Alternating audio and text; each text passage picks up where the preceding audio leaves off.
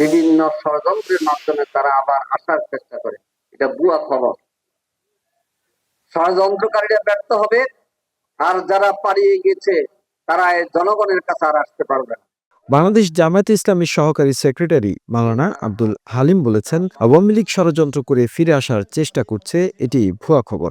যারা এই দেশ থেকে পালিয়ে গেছে তারা আর জনগণের কাছে ফিরতে পারবে না। দেশের মানুষ আজ ঐক্যবদ্ধ, তারা আর স্বৈরাচার ফ্যাসিস্ট সরকারকে বরদাস্ত করবে না।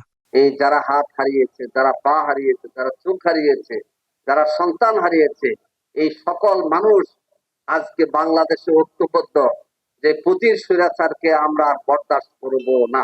চাঁদপুরের মতলব দক্ষিণে নিউ হোস্টেল মাঠে জামায়াতের কর্মী সম্মেলনে প্রধান অতিথির বক্তব্যে তিনি এসব কথা বলেন।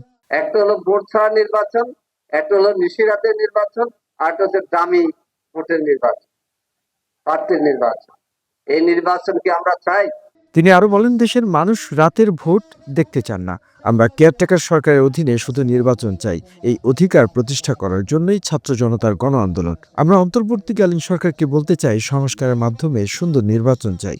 আমরা নির্বাচন চাই কেয়ারটেকার সরকারের অধীনে মাধ্যমে, এবং সেই অধিকার প্রতিষ্ঠা করার জন্যই এই ছাত্র জনতার গণ আন্দোলনের একটা অধিকার আমরা আপনাদের কাছে ব্যক্ত করতে চাই।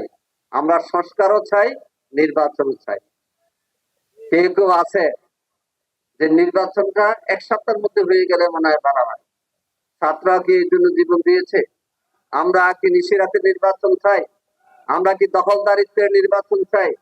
এ সময় আরো বক্তব্য রাখেন জেলা জামায়াতের আমির মাওলানা বিল্লাল হোসেন মিয়াজি, নায়েবে আমির অ্যাডভোকেট মাসুদুল ইসলাম বুলবুল, সেক্রেটারি অ্যাডভোকেট শাহজাহান মিয়া প্রমুখ।